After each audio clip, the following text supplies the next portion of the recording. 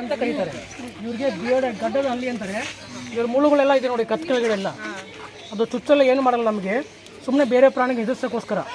ಯಾವುದೋ ಪ್ರಾಣಿ ಇವ್ರನ್ನ ತಿನ್ನಕ್ಕೆ ಬಂದಾಗ ಅಥವಾ ಓಡಿಸ್ಕೊಂಡು ಹೋದಾಗ ಇವರು ಸ್ವಲ್ಪ ಗಾಳಿ ತೊಗೊಂಡು ಆ ಕತ್ ಕೆಳಗಡೆ ದೊಡ್ಡದು ಮಾಡ್ಕೊಂಡ್ಬಿಡ್ತಾರೆ. ಅವಾಗ ಬೇರೆ ಪ್ರಾಣಿಗೆ ಹೆದರ್ಸ್ಬಿಡ್ತಾರೆ. ಆ ಥರ ಹೆದರ್ಸೋದು ಇವರು. ಇವ್ರಿಗೆ ವಿಷ ಆಗಲಿ ಏನು ಹೇಳಲ್ಲ ಇವರು. ಬರ್ತೀನಿ ನೀವು ನಿಧಾನವಾಗಿ ಮುಟ್ಬೋದು. ಬರೀ ಮೇಲ್ಗಡೆ ಮಾತ್ರ ಮುಟ್ಟಿ, ಬಾಲ ಮುಟ್ಬಿಡಿ, ತಲೆ ಮುಟ್ಬಿಡಿ, ಬರೀ ಮೇಲ್ಗಡೆ ಮುಟ್ಬಿಡಿ.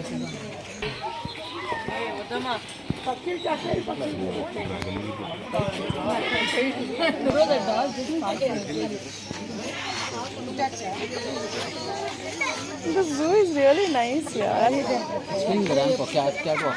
ಇಂಗ್ಲೀಷಲ್ಲಿ ಪೈಥಾನ್ ಅಂತಾರೆ, ಕನ್ನಡದಲ್ಲಿ ಹೆಬ್ಬ ಅಂತಾರೆ.